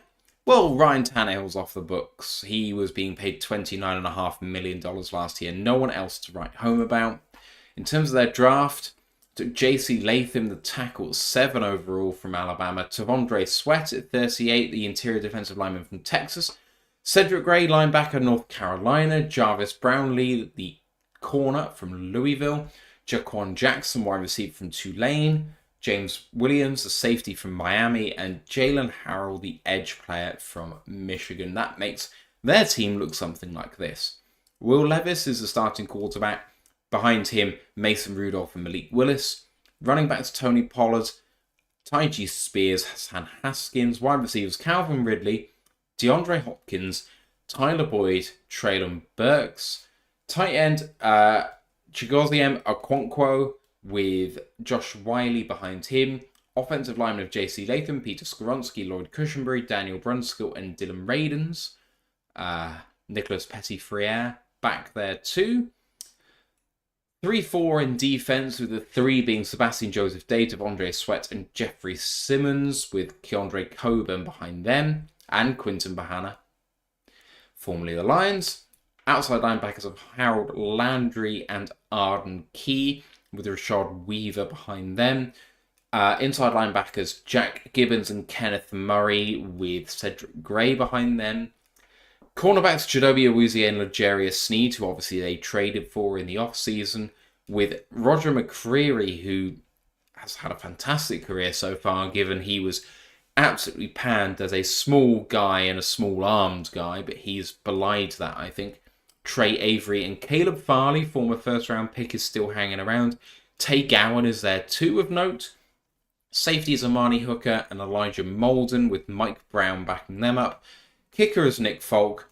Punter holder is Ryan Stonehouse. Punt returner Jaquan Jackson. Kick returner Tajay Spears. Long snapper Morgan Cox. What do you think about the Titans off-season? It's a tale of two stories. I like the Callanan hire. And I loved your reaction when you saw the offensive line coach. Yes, it's the first time in NFL history, I believe, someone correct me in the comments if I'm wrong, but the first time that a father is working under a son when the son's the head coach, which is quite cool. Hanahan, good hire. Nick Holtz, not so much. When your biggest claim to fame is to being Mason Crosby's holder in college at Colorado, have you really done that much in your life? Painful, I know. And then Denard Wilson, bring it back up. I like that hire. This is a guy who's been around as a while for a while as a defensive backs coach. Been in LA, been with the Jets, been with the Eagles, been with the Ravens. Seen a lot of schemes and a lot of works under a lot of good coaches. As much as Jeff Fisher's maligned as a head coach, he knew who had to coach defense. Same with the Jets. That was at a time where Jamal Adams was really damn good. That was under this guy. Then he goes to Eagles, and that's where James Bradbury has a really good season. Slay has a good season. CJ leads the league in interceptions. Then he goes to Baltimore and coaches up Cole Hamilton to that level, to a Pro Bowl and All-Pro level. This is a guy that knows how to use safeties. So he goes to a team who traded away both their safeties last year. Bit of an iffy one, but I think he could do a good job of that secondary. As you said, there's a lot of talent there. Joe Uzure, Snead, Roger McCreary in the slot. Obviously drafted Jarvis Brownlee. Just, don't get him facing FCS off position and he should be fine. Kenneth Farley obviously has been around. Tay Gowan, I remember when he was coming out from UCF. Damn good cornerback as well. There's stuff there. And then you look at some of their draft picks. Latham is an okay pick. I wasn't as high as him as others were, but he should solidify that offensive line a bit more. Javondre Sweat, what a reach. I know he had first-round buzz a couple of months ago. He's probably going to flame out for them, unfortunately. Cedric Gray's a good pick. I won't be surprised if by the time we play him, he's starting next to Kenneth Murray on the interior of their linebacker room. But for the most part, they're an up because they have to be, considering how bad they were last year. But again, do they scare me? Not really. Not when their starting QB is a guy that a certain person on this podcast said would be better in the NFL as a tight end than as a QB.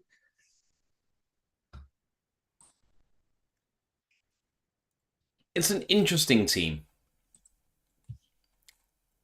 They've spent a lot of money, and contrary to what I thought about the Vikings, I think they've spent their money wisely.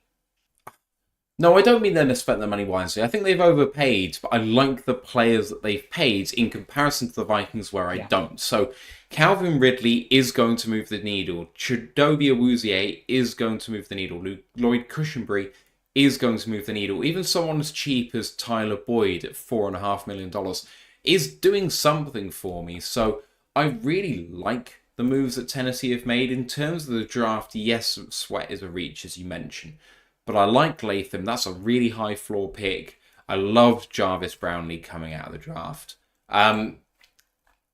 You have a look at their defense, and Joseph Day, Sweat, and Simmons is nothing to be sniffed at. But also, maybe their edge players are a bit lacking. Can Harold Landry actually play more than 100 snaps in a season? Be interesting to see. But other than that, the edge rushers are the concern. Everything else on defense is good. And then in terms of offense, they didn't have any weapons last year, really, apart from Hopkins. And now suddenly they have Ridley, Hopkins, and Boyd. Fantastic. When Burks doesn't have to start for you, it's a good place to be. And with Skoronski, having a really good season last year after being drafted, and now you've got Latham outside him and a good centre, and Raiden's coming on, and Petty Friere doesn't have to start. You're giving Will Levis every chance to plant the flag and say, I can be a franchise quarterback. And if he isn't, you have your answer. So they've done everything they can on offense. I really like their defense. If Callahan can make the most of these players, this is a team that has a chance to go worst to first. Because, yeah, people are going to talk up Indy, and they've had a really good offseason, I think. People are going to say, well, Jacksonville will rebound. I mean, they've got Trevor, and they've paid some players, and they've drafted pretty well. But none of them are so far away from the Titans that they can't be caught. The AFC South is still some sort of disaster zone when it comes to standard of play. And if you said to me, contrary to what I thought 12 months ago about Will Levis, if you said to me, Will Levis set the world alight because Hopkins and Ridley and Boyd really did well for him, and their defense managed some games against some difficult teams, and they got enough W's to make the postseason, I would not be surprised. So look out for them. It's the sort of team that is just gritty, isn't it? It's how the Titans have always been played. That's how they've always been coached. That makes me trepidatious about playing them, because the only thing that beats grit is grit. All right, final one that we're profiling today, which is, unfortunately for the Lions, the Green Bay Packers. Week 9, Game 8. It's November 3rd, 4:05 Eastern Time. The Packers finished 9-8, which was second in the NFC North, but they beat out the Seattle Seahawks for a wildcard spot. They beat Dallas, but then lost to San Francisco in the divisional round. They should have beaten San Francisco in that game, in which case they would have faced the Lions in Detroit in the conference championship game. How different things could have been.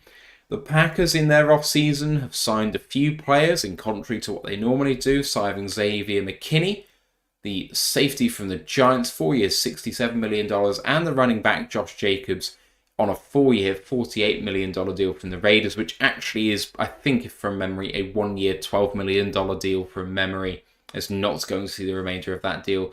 They also signed Andre Dillard, the tackle from Tennessee, on a 1-year, $1.125 million deal, and Greg Joseph from Minnesota on a 1-year, $1.3 million deal as peripheral players. They lost David Bakhtiari, but no one else worth writing home about. So this is a team which has invested a lot in a couple of positions, but not a huge amount, and not lost a great deal, at least in terms of snaps played in the last couple of seasons. In terms of their draft, they drafted Jordan Morgan, the offensive lineman from Arizona, Edgerrin Cooper, the linebacker from Texas A&M, Javon Bullard, the DB from Georgia, Marshawn Lloyd, the running back from USC, Tyron Hopper, the linebacker from Missouri, Evan Williams, the DB from Oregon, Jacob Monk, the offensive lineman from Duke, Kitan Oladapo from Duke. Evan Williams, sorry, was from Oregon, my bad. No, Oladapo, sorry, Oregon State. I got it right, and I read the wrong line. Oladapo, Oregon State. I knew that sounded wrong. Travis Glover, the tackle from Georgia State. Michael Pratt, the quarterback from Tulane. And Kalen King, the DB from Penn State, which makes their starters, their depth chart look like this. Jordan Love is quarterback 1. I suspect Michael Pratt will be quarterback 2 with Sean Clifford quarterback 3, but they have that inverted at the current time. Running backs Josh Jacobs, AJ Dillon, Marshawn Lloyd. Wide receivers Christian Watson, Romeo Dobbs, Jaden Reed, and he's better than your wide receiver 3, Dontavian Wicks. Ha ha ha, I don't think so.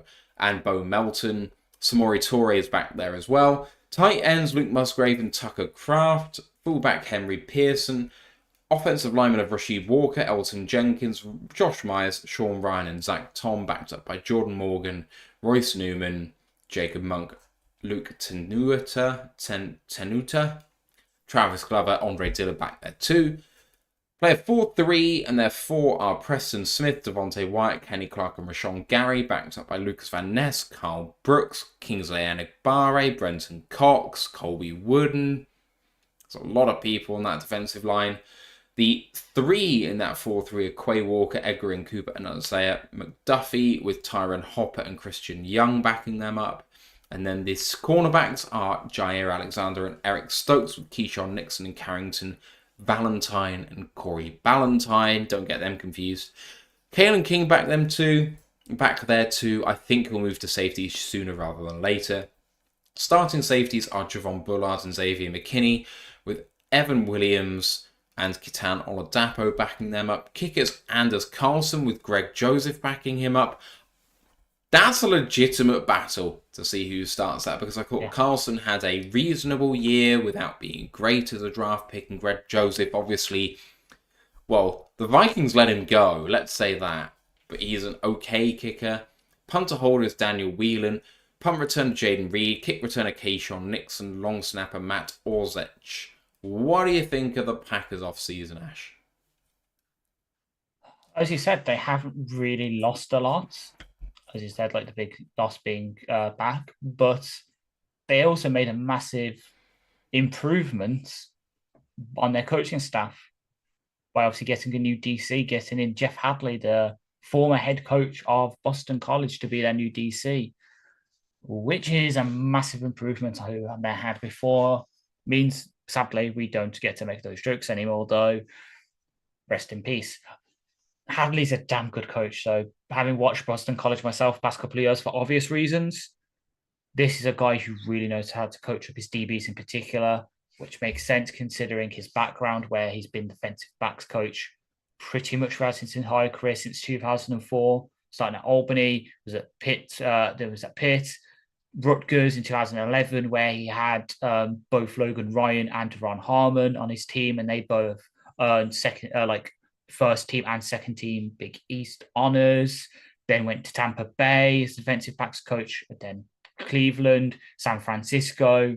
2019 was the co-DC and defensive backs coach at Ohio State. Then was head coach of Boston College for 3 years, and now he's obviously at Green Bay. Moves to a 4-3, which again, probably, well, I say 4-3, 4-2-5, because Nico's obviously the new base. So probably improves them a tiny bit, because means Kenny Clark can sort of become that sort of what we used to use Aleem as. Now we're going to use DJ Reader as. Can still play that nose, but can move him around. Wyatt will be that free tech. Gary can have his hand back in the dirt, like he did at Michigan a bit, playing that sort of where he was obviously 3-4-D, then moved outside. Might help Van Ness a bit more, because he can it's just going to help them a lot, I think, on their defense, because anything can be better than the scheme they were running. McKinney, as much as I love him, they overpaid for. They vastly overpaid for him. And especially since they then went to draft 3.5 safeties, because obviously, as you said, Kalen King, currently listed as an outside corner, probably be moved to safety.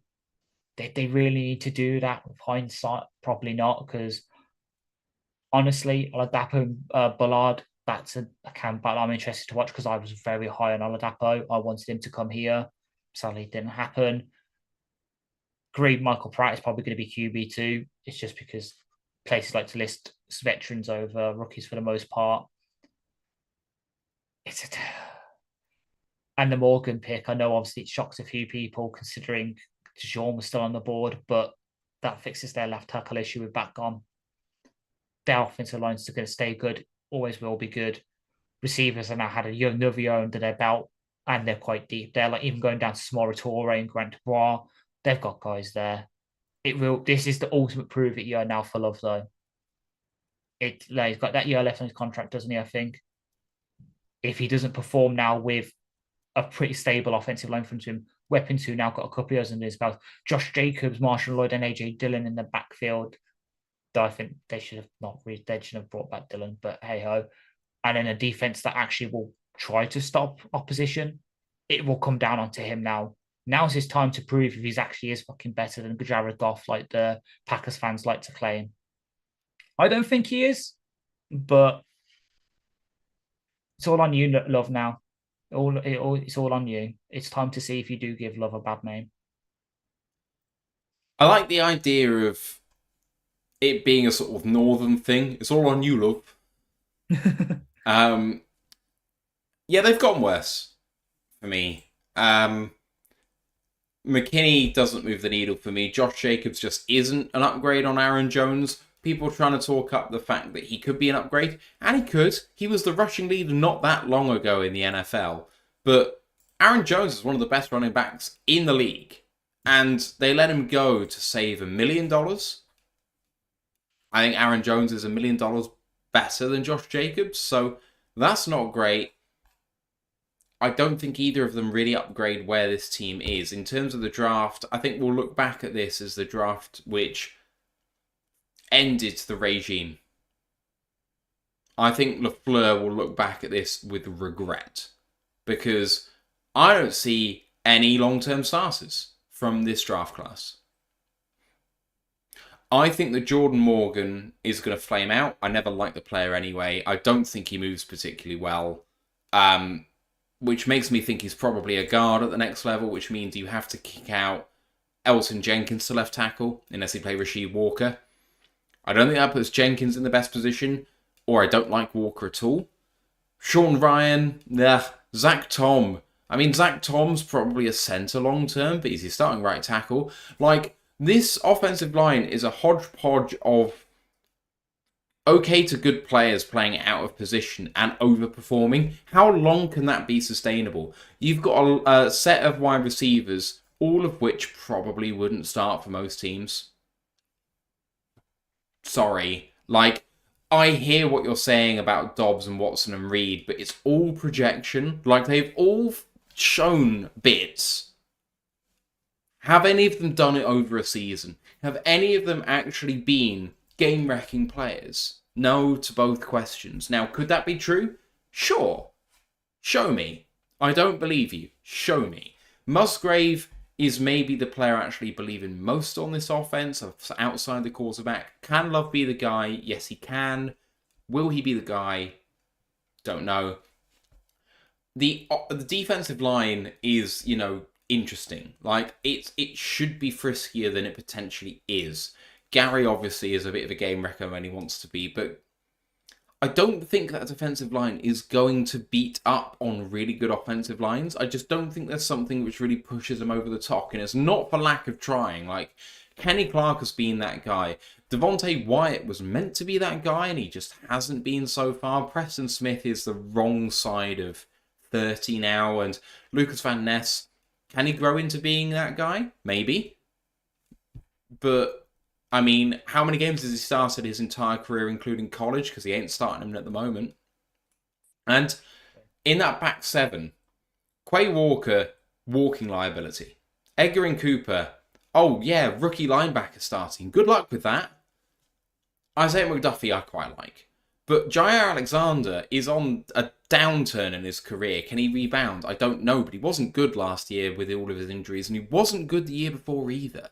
Eric Stokes didn't have his fifth-year option picked up because they don't believe in him. Probably quite rightly.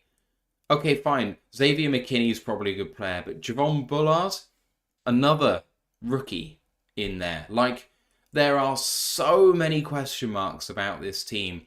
And the thing is, the arrow really felt like it was pointing upwards at the end of the year because they came on strong, they won a playoff game, should have got to the conference championship. They really should. But they're stagnating where they were good, and they're getting worse in players where they were mediocre. I see a downturn for the Packers in their future. That sounds a bit familiar, doesn't it? Rewind the clock 5-6 years for us. Yeah, it really feels like this is a team that could go 7-10 and real question marks start being asked because they just didn't maximize what they could do. Looking at the number of draft picks they had, they should really have considered trading up in spots just to go and get a better guy than they did. Because they got a lot of dross. Exactly, getting like Fartano instead of Morgan. Like, I'm probably a bit higher on Morgan than you are, but maybe I have a bit of copium with the fact that Green Bay just always seem to develop these guys. Like, for me, I probably do have Zach Tom as their center. So for me, it goes Morgan, Jenkins, Tom, Myers, Walker. Isn't the best, but for some reason, just Green Bay have that knack, like Pittsburgh used to be, and they're getting back to it, like New England used to, where they could take these players and they can make them the better sum of their parts. So maybe it's just... It's an unsustainable way to play the game. Exactly. You are relying on overperformance every year. Yeah. And one time that's going to fall down. Exactly. And is that when you don't have a QB that you don't know what you have? Yeah, he's probably a viable starter, but is he in the Kirk Cousins, Matt Ryan, Goff before season and a half ago tier of he's good enough just about to maybe pay, or is he in the Daniel Jones, Desmond Ridder kind of thing where, yeah, he shows flashes, but you're never going to pay him. Jordan Love is like the absolute perfect quarterback for the Green Bay Packers if you're a Lions fan, because he's going to be the Dak Prescott. Yeah. Absolutely love it. Just don't see him being a top 5 guy. And then you're always asking the question, should we pay him? And then they'll give him a league-setting contract, and you'll be like, they did that, did they? Okay. That's how people reacted how people outside of the fandom and people who know what they're talking about reacted to the Goff contract. That's how they should react to the Jordan Love one. Fair. Right. Any thoughts on the first half of the season so far? There's tough games to be sure, but are those games tough in our minds because of history? I'm thinking Seattle at home, where we could be coming in really hot on a 3-0. Is history repeating itself in my mind from when we beat the Chiefs last year and then came home and faced Seattle and it fell apart a bit? Maybe Dallas, again, the same. Is that just the fact that we seemingly never beat Dallas just riding in my mind?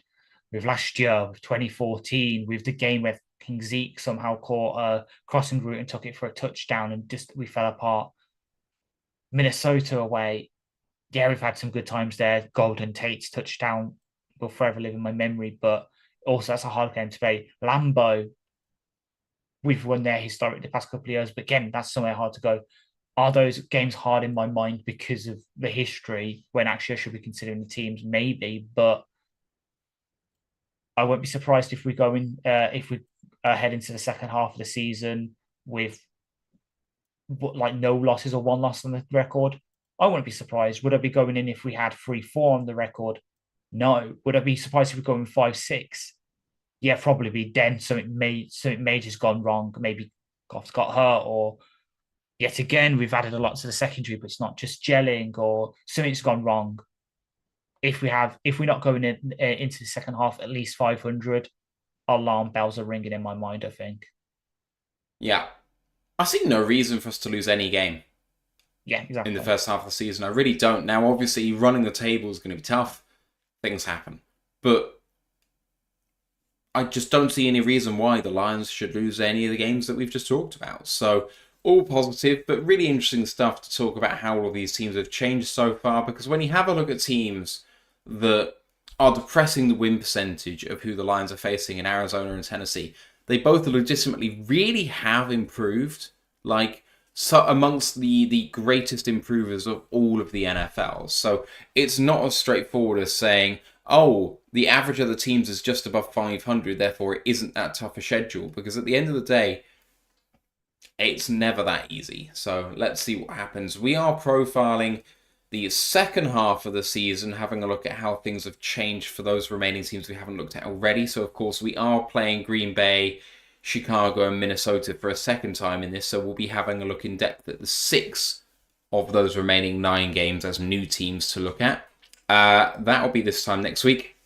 As I mentioned, College Podcast is on hiatus, but they will be back in the near future profiling all of the conferences from FBS football going into the 2024 college football season, so do keep your eyes out for that.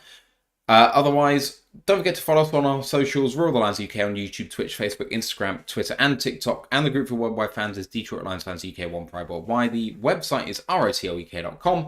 Please don't forget to subscribe, rate us 5 stars, give us a like on the video. It really helps us out in terms of spreading the word and all that good stuff. You guys know how much it means. Thank you to Ash for doing this with me. Great show as always, man.